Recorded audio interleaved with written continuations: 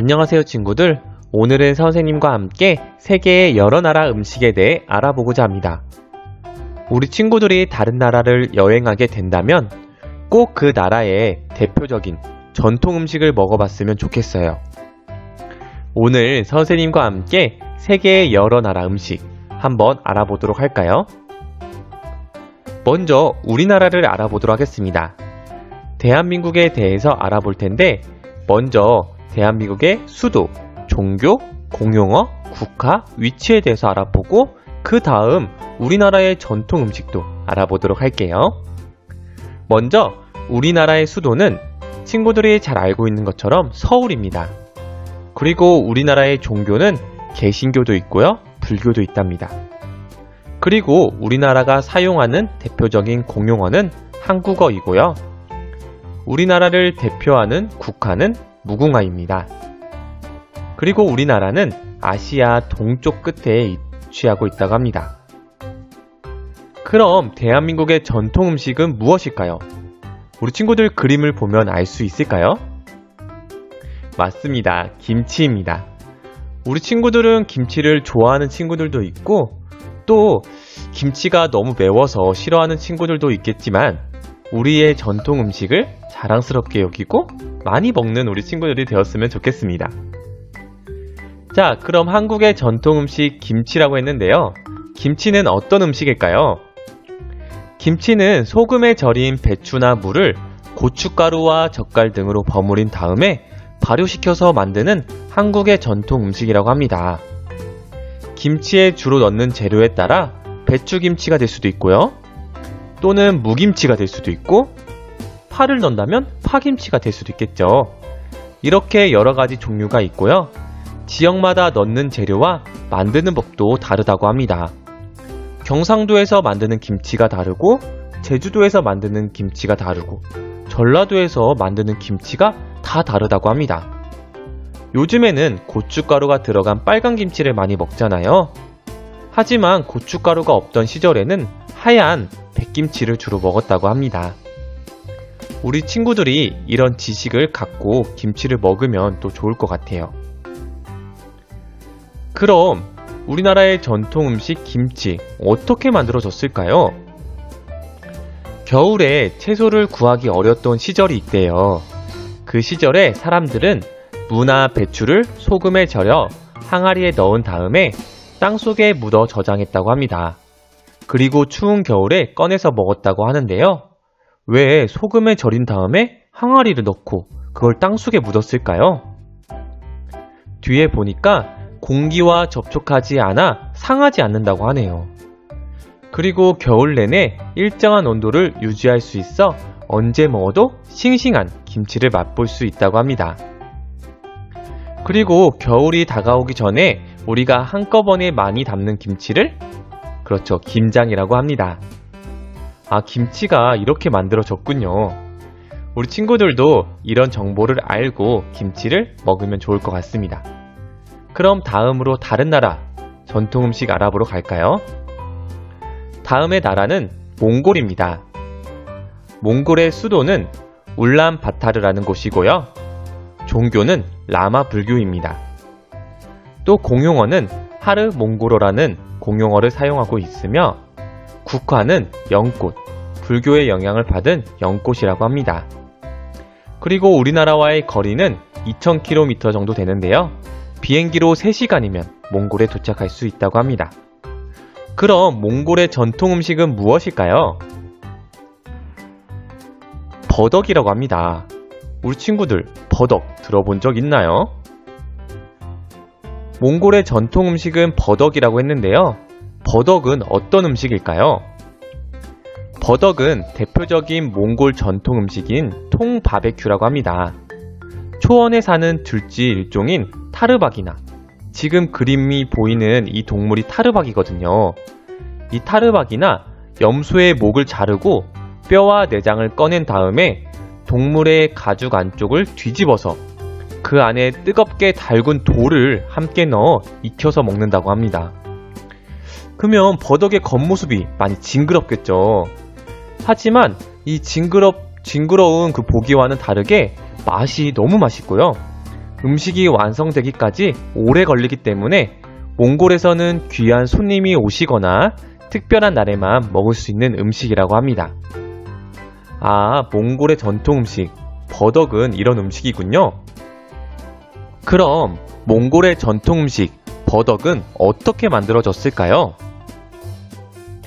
몽골에 사는 사람들은 가축을 기르며 살았는데요. 가축이 풀을 다 먹으면 새로운 곳으로 풀을 찾아 떠나야만 했습니다. 자주 이동을 해야 하기 때문에 음식을 하기 위한 그릇이 많이 없었다고 해요. 그릇을 많이 들고 다닐 수가 없어서 그래서 몽골 사람들은 동물의 시체를 그릇 대신에 사용하기 시작했다고 합니다. 또 몽골 제국을 세운 징기스칸 있죠. 징기스칸은 전쟁에서 승리할 때마다 버덕을 먹었다는 재미있는 일화도 있습니다. 아, 몽골의 전통 음식은 버덕이었군요. 자, 그럼 다음 나라로 한번 떠나볼까요? 다음 나라는 중국입니다. 중국의 수도는 베이징이고요. 종교는 도교 또는 불교입니다. 공용어는 중국어를 사용하고 있고요. 통화는, 화폐는 위안을 사용하고 있습니다. 그리고 위치한 곳은 아시아 동부에 위치해 있습니다. 그럼 중국의 전통 음식은 무엇일까요? 친구들도 좋아하는 만두입니다. 중국에서는 딤섬이라고도 하는데요. 이 만두가 중국의 전통 음식이라고 합니다. 중국의 전통 음식 만두. 만두는 어떤 음식일까요? 만두는 밀가루로 만든 반죽으로 껍질을 만들어 고기나 김치 등 다양한 재료를 넣은 다음에 찌거나 튀겨서 만드는 중국 음식이라고 합니다. 딤섬이라고도 부르는 중국식 만두는 종류가 다양하고 이름도 여러 가지라고 하는데요. 얇은 피와 진한 육즙이 가득한 샤오릉 바오, 윗부분을 꽃 모양으로 빚어낸 사오마이, 얇은 만두피 너머 속에 든 새우가 비쳐 보이는 하가우 등 대표적인 중국 만두라고 합니다.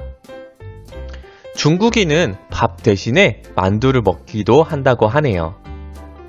만두는 이런 음식이군요. 그럼 중국의 전통 음식 딤섬, 만두는 어떻게 만들어졌을까요? 만두는 중국 삼국시대에 처음 만들어진 것으로 알려졌다고 합니다. 다음과 같은 유래가 있다고 하는데요. 제갈공명이 남쪽의 오랑캐를 정복하고 돌아오는 길에 풍랑을 만나게 되었다고 해요. 세찬 풍랑을 가라앉히려면 49명의 머리를 바쳐서 제사를 지내야 한다는 말을 들었습니다.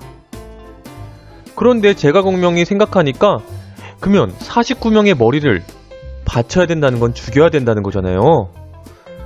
그렇게 생각해보니 죄가 없는 사람들을 죽일 수 없었어요. 그래서 제갈공명이 하나를 생각했습니다.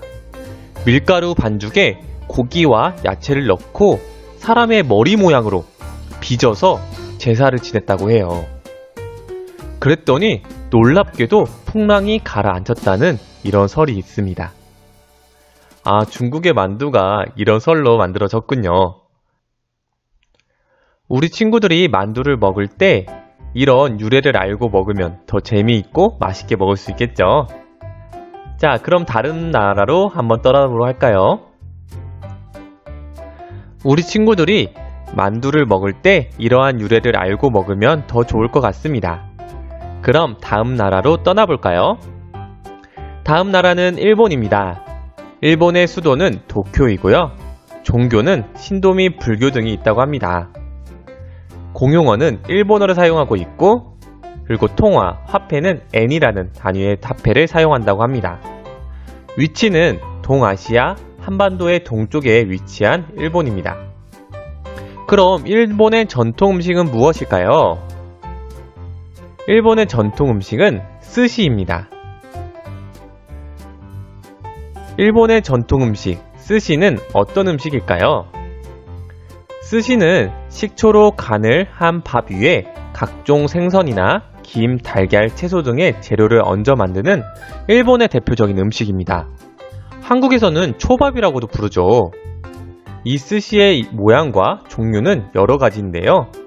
한입 크기의 밥에 와사비를 바르고 제철 생선을 얹은 것도 있고, 또 김 위에 밥을 넓게 편 다음 생선을 올려서 돌돌 말아서 적당한 크기로 자른 것도 있다고 합니다. 옛날에는 축제나 특별한 날에만 먹었지만 지금은 어디서나 먹을 수가 있죠. 일본의 전통 음식, 스시가 이런 음식이군요.